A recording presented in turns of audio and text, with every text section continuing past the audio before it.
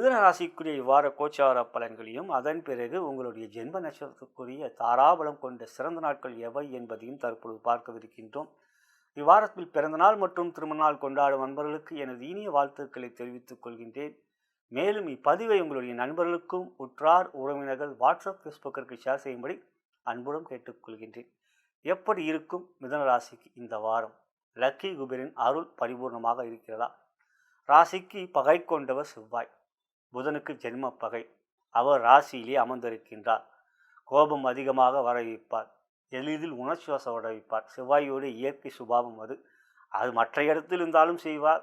ஒரு ஜாதகத்தில் லக்னத்தில் செவ்வாய் இருந்தாலும் அவர் நிச்சயம் கோபகர் என்று அடித்து கூறலாம். இங்கு பகையாகவே உங்களுடைய ராசியில் அமர்ந்திருக்கின்றார். நட்பு வீட்டில் அமர்ந்தாலும் செய்வார். பகை வீட்டில் இருக்கின்ற போது எல்லாம் சேர்த்து செய்யலாம் என்று பார்ப்பார். இதுவரை இருந்த பிரச்சனைகளை அதிகப்படுத்தலாம் என்று பார்ப்பார். எனவே கவனமாகவும் எந்த ஒரு விஷயத்தில் நிதானமாகவும் செயல்பட வேண்டிய காலமாக தற்பொழுது இருக்கின்றது. பொதுவாக செவ்வாயோடு ஒரு கிரகம் சேர்க்கை பெற்றால் பாதிப்பில் இந்த வாரம் சந்திரன் மட்டும்தான் சேர்ந்திருக்கிறார். அப்போ செவ்வாய் தனித்திருக்கின்ற பொழுது இந்த பாதிப்பு அதிகமாக இருக்கும். ராசியாதிபதியான புதன் பகவான் ராசிக்கு 2 அமர்ந்திருக்கின்றார். குருவோடு சேர்க்கை, சூரியனோடு சேர்க்கை, இது ஓரளவுக்கு சாதகம் என்றே எடுத்துக்கொள்ளலாம். குரு 2 உச்சம், அது அற்புதமான ஒரு அமைப்பு. மற்றபடி பார்க்கின்ற பொழுது ராசிக்கு 3 கேது, 10 சனி வக்ரம், 10 பாவி இருப்பது பலம் என்றால் வக்ர கிரகம் இருப்பது மிகாபலம். அந்த மகாபலம் என்பது இப்போ உங்களுக்கு இருக்கிறது. இவை ஒன்றை புரிந்து கொள்ள வேண்டும் நண்பர்களே. செவ்வாய் அமர்ந்திருப்பது கோபம் வர வைக்கக்கூடிய ஒரு நிலை ஏற்படும்.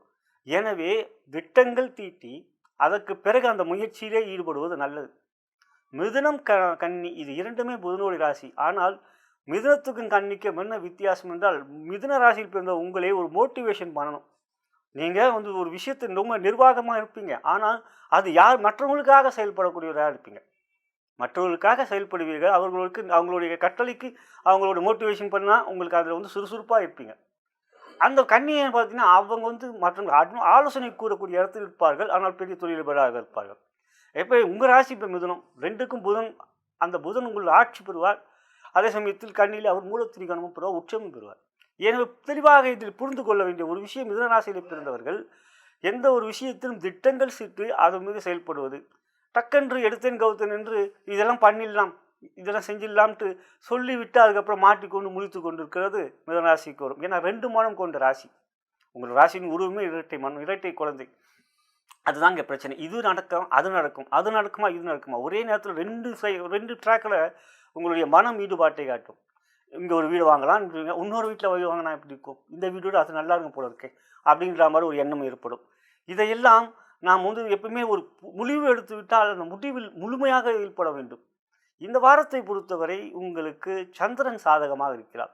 ராசியில் இருக்கிறார். அப்புறம் 2க்கு போகிறார், ஆட்சி பெறுகிறார். இருந்தாலும் இந்த வாரம் அமாவாசை சார்ந்து சூரிய கிரகணம். அந்த நாளிலே நிதானம் கூர்மை காட்ட வேண்டும். 12ஆம் தேதி சூரிய கிரகணம் அமாவாசை என்று அந்த நாள் நிதானம் காட்டுங்க. மற்றபடி தொழில் வியாபாரம் 10ஆம் இடத்துக்குரிய குரு பகவான் 2 உச்சம் பெற்று 10ஆம் வீட்டை பார்ப்பதும், அங்கு பாக்கியாதிபதியான சனி அமர்ந்திருப்பதும், அவர் வக்ரமாக இருந்தாலும் 10ஆம் இடமாக கேந்திரத்தில் வருவார். கேந்திரங்களில் அசுபகரங்கள் வக்ரமாக இருப்பது மகாபலம். அது உபயஸ்தானம்னா இன்னும் 3, 6, 10, 11 இங்கு உங்களுக்கு 10ல் இருக்கார். எனவே இப்பொழுது தொழில் வியாபாரம் லாபகரமாக இருக்கும். அதே சமயம் ஏன்னா உங்கள் ராசிக்கு லாபாதிபதியும் செவ்வாய் தான். கோபத்தை கொடுக்கக்கூடியவரே உங்களுக்கு லாபத்தையும் கொடுக்கக்கூடியவர். அப்படி பார்க்கும் செவ்வாய் லாபாதிபதி ராசியில் இருப்பது ஒரு நல்ல லாபம் கொடுக்கக்கூடிய அமைப்பு. அதே சமயம் கோபம் வேண்டாம்.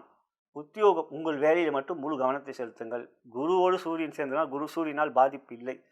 ஆனால் அதே சமயத்தில் நண்பர்களே பகைவர்களாக மாறக்கூடிய ஒரு நிலை இருக்கிறது. வார்த்தையிலே அந்த நாள் பொறுமை, நிதானம், மிக மிக கவனம். சரிங்களா? அதுக்கடுத்து குடும்பத்தை பொறுத்த வரைக்கும் ராசிக்கு 2 குரு இருக்குனால் மகிழ்ச்சி, சந்தோஷம். கணவன் மனைவி உள்ள ராசிக்கு 7ஆம் இடத்துக்குரிய என்ற உச்சமாக இருக்கிறார்.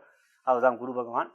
குடும்பத்தில் கணவன் மனைவி உறவுலாம் மகிழ்ச்சி, சந்தோஷம் இருக்கும். உறவினர்களுடைய சில பிரச்சனைகள் உங்கள் தலையில் விழும். இதை எனக்கு பண்ணிக்கூட, அதை எனக்கு பண்ணிக்கூட ஒரு நிர்பந்தத்தை ஏற்படுத்தி கொடுப்பார்கள். ஏனென்றால் மிதுன ராசியிலே பிறந்தவர்கள் எளிதில் எல்லாருக்கும் உதவி செய்யக்கூடியவர்கள். எளிதில் உணர்ச்சி வசப்படும். ஏன்னா சிவனுடைய ராசி இல்லையா? டக்குன்னு வரத்தை கொடுத்துட்டு அவரே அப்புறம் பிரச்சனையை மாட்டிக்கிட்டேன் அப்படின்னு முடிப்பார். ஸோ அகையாளியான திருவாதிரை அங்கே தான் இருக்குது. அப்படி பார்க்கும்பொழுது உறவினரிடம் இந்த பண விஷயத்தில் கவனம் வேண்டும். நண்பர்களிடம் அதே போல் கவனம் வேண்டும். ஆரோக்கியம் ராசிக்கு 6ஆம் இடத்துக்குரிய செவ்வாய் ராசியில் அமர்ந்திருக்கின்றார். இரத்த கொதிப்பு சம்பந்தப்பட்ட பிரச்சனைகள், அதற்குரிய சிகிச்சைகள் எடுத்துக்கொண்டிருப்பவர்கள் கவனம், சரியான நேரத்தில் மருந்துகள் எடுத்துக்கொள்வது அவசியம். மேலும் மருத்துவ ஆலோசனை கேட்டுக்கொள்வது அது மாதிரி பிரச்சனைகள் வரும்போது மிக மிக முக்கியம். அதே போல் இருதய பிரச்சனைகள் இருக்கின்றவர்கள் 4 சுக்கிரன் நீச்சமாக வர இருக்கிறார். அது அந்த மாதிரி பிரச்சனைகள் இருக்கின்றவர்கள், அதாவது ஆலோசனைகள் இருக்கின்றவர்கள் அப்போ கொஞ்சம் கவனமாக இருக்கணும். ஏன்னா செவ்வாய் ராசியிலேயும் கொஞ்சம் ப்ரெஷர் ஏற்றுவார். கோபம் வந்துன்னா ப்ரெஷர் ஏறு தானே செய்யும். ஒரு டென்ஷனை ஏற்றுவார். இதெல்லாம் கவனத்தில் வைத்துக் கொள்ளுங்கள். க்ரீம் என்கின்ற மந்திரத்தை உச்சரியுங்கள். அந்த க்ரீம் என்கின்ற மந்திரம் செவ்வாய் கட்டுக்குள் வைக்கும். அந்த செவ்வாய் கட்டுக்குள் வைத்து கோபமும் கட்டுக்குள் இருக்கக்கூடிய ஒரு சூழ்நிலைகள் உருவாக்கும். இவை கவனத்தில் வைத்துக்கொண்டு அந்த மந்திரத்தை மனதிலே சிறிது நேரம் உச்சரியுங்கள். பிரச்சனைகள் வருமா கொஞ்சம் உச்சரியுங்கள் அதிகமாக. அவை செய்யும்போது உங்களுக்கு நிச்சயம் வெற்றிகள் கிடைக்கும். நலம் பெறுக, வளம் பெறுக.